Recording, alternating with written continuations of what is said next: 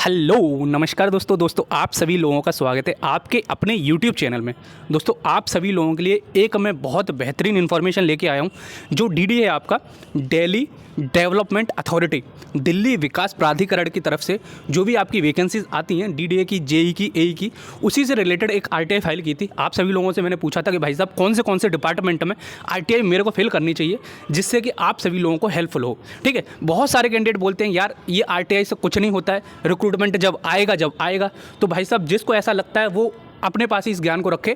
मेरे पास बहुत सारे कैंडिडेट बोलते हैं कि भाई साहब ये हमारे लिए बहुत हेल्पफुल होती है, और मैं भी ये पर्सनली मानता हूँ कि अगर भाई साहब आपको रिक्रूटमेंट आने से पहले पता चल जाए कि इतनी वैकेंसीज खाली हैं, और खाली का मतलब ये बिल्कुल भी नहीं होता है, मैं फिर दोबारा से बोल देता हूँ कि आपकी वैकेंसीज आएंगी ही आएंगी, लेकिन एक डिटेल दिमाग में रहता है कि भाई साहब इसमें वैकेंसीज आगे रिक्रूटमेंट आएगा तो जल्दी आ सकता है। ठीक है, इससे ये इन्फॉर्मेशन मिल जाती है और एग्जाम से रिलेटेड जो भी इन्फॉर्मेशन मिल जाती है, जो विभाग नहीं देता है वो आरटीआई से मिल जाता है। ठीक है, तो मेरे हिसाब से ये हेल्पफुल होगी बहुत सारे कैंडिडेट्स को। अगर आपको भी हेल्पफुल हो तो भाई साहब कमेंट बॉक्स में ज़रूर बता देना, वरना फिर क्रिटिसाइज करने के लिए तो बहुत है ही आप सभी लोगों में से। ठीक है, तो देखो दोस्त, अगर आपने टेलीग्राम चैनल ज्वाइन नहीं किया है तो जल्दी से जाकर उसे ज्वाइन कर लो।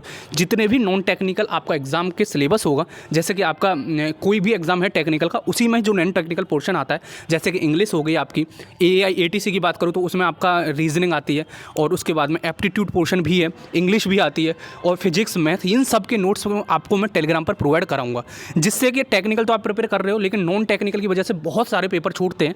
पर्सनली मेरे को भी खुद कठिन लगता था जब मैं प्रिपरेशन करता था, इसलिए मैं आपको बोल रहा हूँ दोस्त, आप टेलीग्राम चैनल ज्वाइन कर लो। वहाँ पर आपको फ्री ऑफ कॉस्ट, कोई पैसा नहीं होता यार, इस प्लेटफॉर्म पे आपको सब फ्री मिलेगा, क्योंकि स्टूडेंट लाइफ में मुझे पता है क्या स्ट्रगल होता है। ठीक है, तो चलो फिर मैं आपको बताता हूँ इस इन्फॉर्मेशन में। ये सारी बहुत बकवास हो गई, अब सभी लोगों को मेन मुद्दे की बात बताता हूँ। डीडीए दिल्ली डेवलपमेंट अथॉरिटी में जो आपकी वैकेंसीज हैं एई की, वो मैं आपको आरटीआई के जरिए बताने वाला हूँ। ठीक है, मेरे पास देखो सिविल का डेटा है, जैसे ही मेरे पास डेटा आएगा आपका और ब्रांचेस का, क्योंकि मैंने आरटीआई सब ब्रांचेस की लगा रखी है, तो मैं आपको प्रोवाइड कर दूंगा। ठीक है, आपको कल ही के दिन ये रिसीव हुआ है तो बहुत अर्जेंट है, शायद यूट्यूब पे पहली बारी मैं आपको बता रहा हूँ।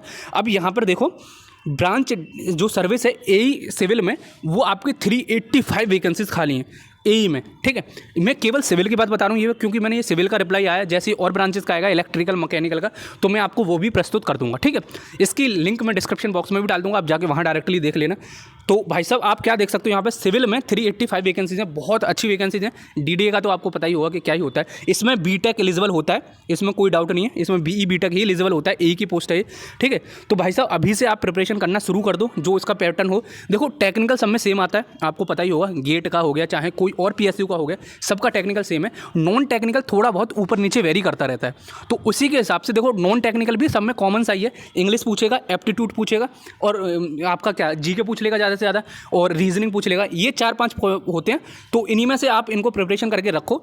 अगर इसमें से अगर आपका इनमें से कोई पैटर्न आता है तो सारा आपका पहले से पढ़ा हुआ हो। ठीक है, कोई भी एग्जाम हो एक साथ निकल, देखो यार मैं बता रहा हूँ आपको पर्सनल एक्सपीरियंस से, एक बार जब आपके एग्जाम निकलना शुरू होते हैं तो लाइन से आपके एग्जाम निकलते हैं, आपका बहुत सारे PSU के लाइन से निकलते हैं, क्योंकि आप उस लेवल पे पहुंच चुके होते हो प्रिपरेशन करते करते कि आपके सामने कोई सा भी पेपर रख दो, क्योंकि टेक्निकल भी आप पढ़ चुके होते हो, नॉन टेक्निकल भी पढ़ चुके होते हो, फिर आपको क्या करना होता है, अलग अलग एग्जाम को देना होता है। इसीलिए मैं आपको बोल रहा हूँ वैकेंसीज आती रहेंगी, एक बार आपकी preparation up to the mark हो जाएगी तो आपको फर्क नहीं पड़ेगा कि कितनी वैकेंसीज कहाँ आ रही हैं, क्योंकि फिर आपको एग्जाम में सिर्फ बैठना है और वहाँ पर आपका सिलेक्शन लेना है। ठीक है, तो ये मैं देखो ये इन्फॉर्मेशन मैं आपको प्रोवाइड करता रहूँगा, उसकी टेंशन बिल्कुल भी मत लो कि कहाँ से क्या मिलेगा। सब इन्फॉर्मेशन लेने का देने का आपको जिम्मेदारी मेरी है।